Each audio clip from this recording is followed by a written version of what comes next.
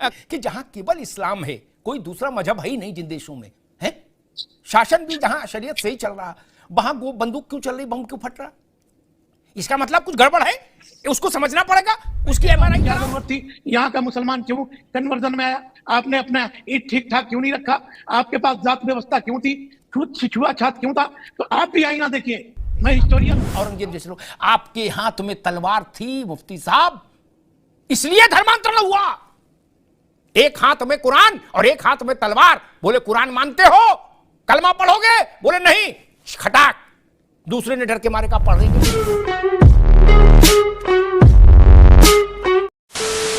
मस्जिदों को आबाद रखो। नौजवानों, तुमसे मैं कह रहा हूं, हमारी मस्जिद हमने खो दी और वहां पर क्या किया जा रहा है आप देख रहे हैं। नौजवानों, क्या तुम्हारे दिलों में, हमारे दिलों में तकलीफ नहीं होती कि जिस जगह पर हमने 500 साल हय्या अल सलाह और हय्या अल फलाह की सदाएं दी, जहां पर हमने बैठ के सलात और सलाम के नज़ारे पेश किए, आज वो जगह हमारे हाथ में नहीं है। नौजवानों, क्या तुमको नहीं दिख रहा कि अभी ऐसे 3-4 मसाजिद हैं जिसमें दिल्ली की सुनेरी वाली मस्जिद भी है? मेरे अजीज दोस्तों, याद रखो नौजवानों, ये जो ताकतें हैं ना, तुम्हारे दिल से जब इत्तेहाद को निकालना चाहते हैं, क्यों निकालना चाहते हैं? मिली गीरत को खत्म कर दिया जाए, मिली हमियत को खत्म कर दिया जाए। नमस्कार दोस्तों, आप सबका बहुत बहुत स्वागत है प्राइम डिबेट शो में। मैं हूं प्रदीप। तो दोस्तों, आपने ओवैसी का ये लेटेस्ट भड़काऊ भाषण देख लिया। तो इसी भाषण पर ये डिबेट चल रही है। डिबेट में ये मुफ्ती है, सॉरी दोस्तों, मुझे इन मुफ्ती और मौलाना का नाम याद नहीं रहता, इसके लिए मैं आपसे माफ़ी चाहता हूँ। तो इस डिबेट में आप देखोगे मुफ्ती साहब के एक एक बात का अमिताभ अग्निहोत्री जी ने किस तरह से अपने शब्दों में जवाब दिया है, और वो शब्द आपको लगेंगे, आपको चुभेंगे। दोस्तों मैं आपसे एक रिक्वेस्ट करना चाहता हूँ कि इस वीडियो का फुल लिंक मैं अपने डिस्क्रिप्शन में दे दूँगा। आप सबको वो वीडियो ज़रूर देखना है। मेरे कहने पर नहीं तो इस डिबेट में आप जो थोड़ा बहुत समझोगे, उस वजह से आप देख लीजिए पूरा वीडियो, क्योंकि आपका देखना इसलिए ज़रूरी बनता है क्योंकि बहुत सारे लोग आपसे कुछ ऐसी बातें कहते हैं जिसका जवाब आपके पास होता नहीं है। लेकिन आप इस डिबेट को पूरी तरह से देख लोगे तो आप उनको अच्छी तरह से जवाब दे पाओगे, जो अमिताभ अग्निहोत्री जी ने दिया है, आपके लिए ही दिया है। तो दोस्तों फिलहाल ये डिबेट वीडियो शुरू करते हैं। चलिए शुरू करते हैं डिबेट वीडियो। स्टार्ट।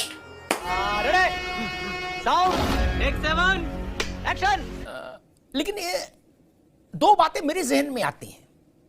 भाषण देने से अच्छा था कुछ रुपया पैसा खर्च करता ओवैसी परिवार। पैसे की समस्या नहीं उनके पास, हैदराबाद में प्रभावशाली परिवार है वो, और धुन्नीपुर में मस्जिद बनवा देते। नहीं, जमीन तो सरकार ने दे ही दी मुफ्त में, ट्रस्ट भी बना है, आपका नक्शा भी पास है, सब काम हो गया। कितना अच्छा नहीं होता मुफ्ती साहब? 22 जनवरी को राम मंदिर का लोकार्पण हो जाता, 21 को मस्जिद कर लेते या 23 को कर लेते।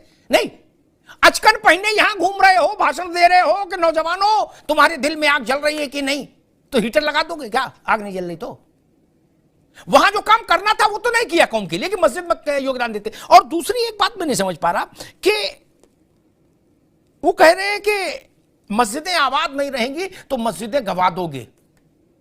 अव्वल तो मस्जिदें आबाद हैं, जितनी आबाद हो सकती उतनी होंगी ही, ऐसा मैं मानता हूं। दुनिया में भारत ऐसा मुल्क है, मुफ्ती साहब आपको तो पता ही होगा, आप तो इतना सब आलिम है, नंबर 2 के स्थान पर है भारत मस्जिदों की संख्या को लेके। नहीं, अगर खतरा होता तो ऐसी स्थिति तो नहीं होती मुफ्ती साहब। देखिए, असदुद्दीन अवैसी साहब मेंबर पार्लियामेंट हैं और वो MIM के सदर हैं, मुसलमानों के सदर नहीं है।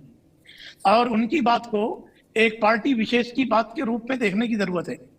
मुसलमानों के ना वो सदर हैं, ना वो मुसलमानों के नुमाइंदा हैं, वो अपनी जमात के हेड हैं। उनकी बात अगर है तो वो उनका कोई तर्जमानी बोल सकता है, और मेरे भी वो सदर नहीं है, मेरे भी वो जिम्मेदार नहीं है। मगर एक बात तो है कि देश के मुसलमानों को चिंता तो है कि उनकी मसाजिदों का क्या होगा। आप लिब्राहन कमीशन से लेकर के बाबरी मस्जिद गिराई गई, एक को भी सजा नहीं मिली। अदालत ने कहा था कि अदालत की अवहेलना हुई, सुप्रीम कोर्ट को धक्का बना करके भी गिरा दिया गया, किसी को सजा नहीं हुई, बल्कि CBI कोर्ट ने सबको बरी कर दिया। उसके बाद मथुरा आया, उसके बाद काशी आया, एक के बाद एक मसाजिदों का मुद्दा आ रहा है। तो मैं कहता हूं चिंता तो है। अब अवैसी की बात किस रूप में देश देख रहा है? वो कह रहे हैं कि कार्रवाई करनी चाहिए। मैं कहता हूं मुसलमानों को जितनी गालियां दी जा रही हैं, और गालियां दी गई, भीदुड़ी से लेकर के एक एक लफंगे थे, उन पर कौन सी कार्रवाई हुई? तो मैं कहता हूं कि जब तक एक पर कार्रवाई नहीं होगी, दूसरों को छूट दी जाएगी। और दूसरी बात क्या है कि बीजेपी तो चाहती है कि अवैसी इस तरह की बेतुके बात करते रहें। उन पर कितने FIR हुए हैं, यूपी में भी हुआ है, क्या कार्रवाई हुई? तो मैं समझता हूं कि असदुद्दीन ओवैसी को मुसलमानों की बात से जोड़ करके देखना सही नहीं है। मगर हाँ, मुसलमानों के दिल में तो यह है कि उनकी मसाजिदों का क्या होगा, ये तो चिंता है, और देश के नागरिक की हैसियत से मुझे भी चिंता है। मगर एक बात मैं कहता हूं कि भारत का मुसलमान, भारत का संविधान इतना ज्यादा मजबूत है कि मुसलमानों को चिंता के साथ साथ ये सोचने की जरूरत है, यहाँ बहुसंख्यक जो है वो मुसलमानों की हमेशा हिफाजत करते आई है और मुसलमानों की हितैषी रही है। मगर एक बात मैं कहना चाहता हूँ कि मंदिर मस्जिद का मामला तूल पकड़ते जा रहा। आज काशी से लेके कल टीले वाली मस्जिद है और पता नहीं क्या क्या मसाजिदें होंगी। तो इन पर गंभीरता से चर्चा करने की जरूरत है कि फिर कोई मुद्दा ना उठे और आपस का सौहार्द बना रहे। एक तो ये विश्व हिंदू परिषद, राष्ट्रीय स्वयंसेवक संघ और भाजपा में खुद योगी आदित्यनाथ, कोई छोटा व्यक्ति नहीं, तीनों ने पिछले 72 घंटे के भीतर एक ही बात कही। मुफ्ती साहब शायद उसको ध्यान से सुन नहीं पाएंगे, मैं दोहरा दूं उनका कहा। उन्होंने कहा कि अब काशी में विश्वेश्वर महादेव का विषय हो या कृष्ण जन्मभूमि का विषय हो, संघर्ष का कोई का रास्ता नहीं, अब संघर्ष की जरूरत नहीं, अदालतें पर्याप्त हैं। अब ये कोई नहीं कह सकता कि अदालत में भी मसला ना जाए। ये कैसे कह सकते भैया? ये तर्क ठीक नहीं कि अदालत में भी मसला ना जाए। अदालत तो अदालत है। और दूसरी बात मैं कहूं कि जो लोग ये कह रहे हैं कि 500 साल हम वहां नमाज पढ़ते रहे, नमाज की सदाएं गूंजती रहीं, उनको यह भी देखना चाहिए मुफ्ती साहब कि 500 साल में कायनात खत्म नहीं हो जाती। ठीक कैलेंडर 500 साल का नहीं ना दुनिया का। 500 साल से पहले वहां क्या हो रहा था? वहां नमाज पढ़ी क्यों गई? हमारी किसी की ना मानो, भाजपाइयों की तो कतई मत मानो, आरएसएस वालों की भी मत मानो, यतीमा कहे जो भगवा पहने उसकी भी मत मानो। अंग्रेज तो किसी पार्टी के नहीं थे ना ना, और थोड़ा बहुत जिन्नई की तरफ थे।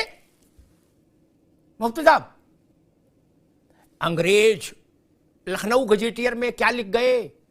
वो लिख गए कि 1,70,000 लाशें गिरी, तब मीर बाकी ने राम मंदिर यहां का ध्वस्त करके मस्जिद तामीर करा पाई। क्या ये सच नहीं? हुमायूं के समय में 10 बार युद्ध हुआ, क्या ये सच नहीं? अकबर के समय में 20 बार युद्ध हुआ, क्या ये सच नहीं? औरंगजेब के समय में तो हर बार युद्ध हुआ, क्या ये सच नहीं? और आज जब अदालत ने निर्णय दिया तो उस वक्त ये बात कहना कि नौजवानों, ये जिन्ना जैसी भाषा लगती है, इसमें जिन्ना की टोन दिखती है मुझको।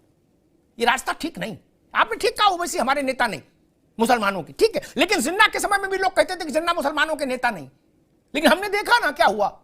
ये जिन्ना की भाषा है, ये जिन्ना का टोन है, जिन्ना की सोच है। इससे बचना होगा कि जहां केवल इस्लाम है, कोई दूसरा मजहब है ही नहीं जिन देशों में है, शासन भी जहां शरीयत से ही चल रहा, वहां बंदूक क्यों चल रही, बम क्यों फट रहा?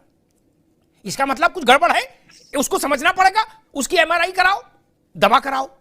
मैं एक और व्यवहारिक बात कहता हूं, जितने भी बड़े लोग हैं इस्लाम में भारत में, उन सब लोगों ने यह काम क्यों नहीं किया कि धुन्नीपुर में विश्व की सबसे सुंदर मस्जिद तामीर हो जाती? अब तक नहीं।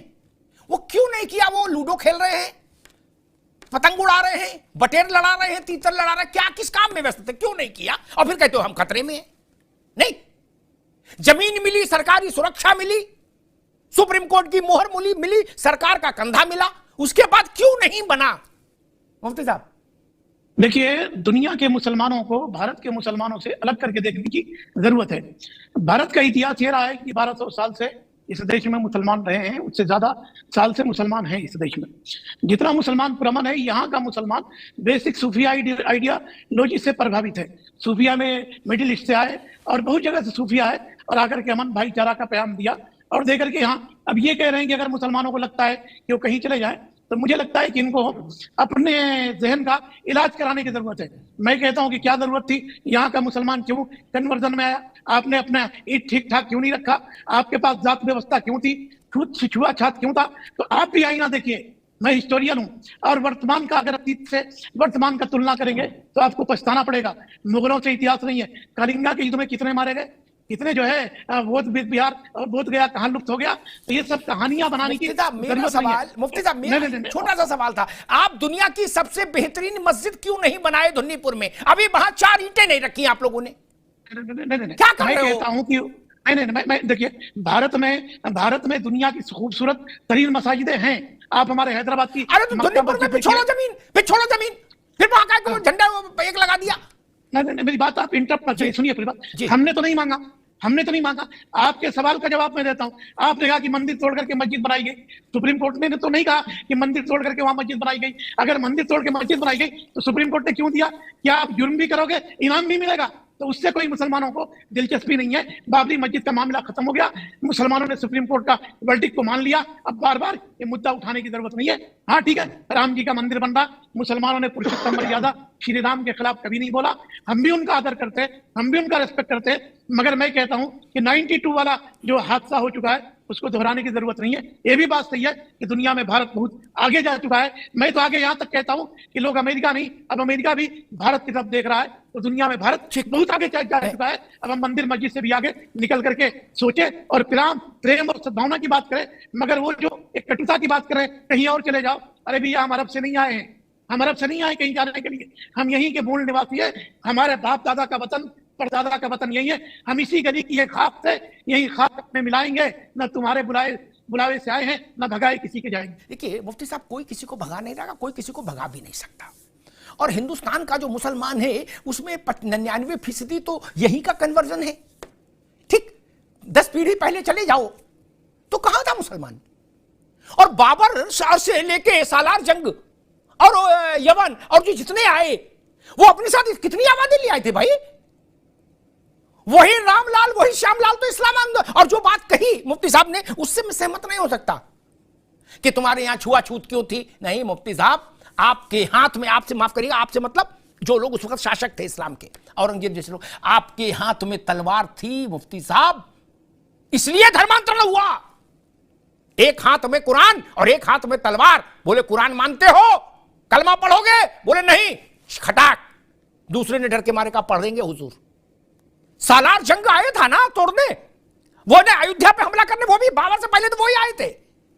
क्या हुआ था? सुहेल देव ने क्या हाल किया था? अयोध्या ही निशाने पर क्यों थी? जमीन कम थी आपके पास? आपसे मेरा मतलब आप नहीं, उस समय के शासकों से कह रहा हूं। जमीन कम थी आपको मस्जिद बनाने के लिए? या पूरे हिंदुस्तान में हुकूमत कर रहे थे तो आपको अयोध्या, मथुरा और काशी की जरा सी जमीनें क्यों चाहिए थी? हमको मालूम है क्यों चाहिए थी मुफ्ती साहब। वो बुघाव मत कुरे दिए, बहुत कड़वाहट हो जाती है। पूरा ब्रज खाली था, 1000 एकड़ में मस्जिद बनाते आप। आपने वहां कृष्ण जन्मभूमि के ऊपर मस्जिद क्यों बनाई? आपने ज्ञान वापी के ऊपर मस्जिद क्यों बनाई? इसका कोई उत्तर है क्या? जमीन नहीं थी क्या बनारस में? सैकड़ों एकड़ जमीन खाली थी, सैकड़ों एकड़। क्यों बनाई? इसका उत्तर आज तक मुझे कोई नहीं दे पाया। 35 साल से तो मैं चर्चा कर ही रहा हूं इस विषयों पर। इसलिए मुफ्ती साहब ये विषय ठीक नहीं। हमको मालूम है जन्नत की हकीकत क्या है, क्यों बनाई थी बादशाहों ने वहां मंदिर तोड़कर मस्जिद। हमको मालूम है वो क्या मैसेज देना चाह रहे थे। वो मैसेज स्वीकार नहीं भारत को। मौसम बदल गया। अभी भारत के पुनर्जागरण का काल है, भारत की सांस्कृतिक आध्यात्मिक सत्ता का जयघोष का काल है मित्र। और मैं तो कहता हूं कि आप बाबर के साथ, सालार जंग के साथ अपने को कोई क्यों जोड़े? कोई उनका वंशज है क्या? नहीं है ना, फिर क्यों उनसे जोड़ते हैं? उनको क्यों डिफेंड करते हैं? बात तो सही है। तो दोस्तों डिबेट हो गई खत्म, वीडियो हो गई पूरी। उम्मीद करता हूँ दोस्तों ये डिबेट वीडियो आपको पसंद आई होगी।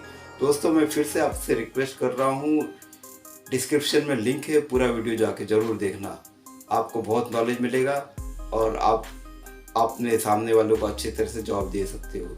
तो दोस्तों ये डिबेट वीडियो, ये कंटेंट, मेरा काम आपको पसंद आया होगा तो चैनल सब्सक्राइब करके जरूर जाएंगे। मिलता हूँ आपसे अगले वीडियो में, तब तक के लिए जय हिंद, वंदे मातरम।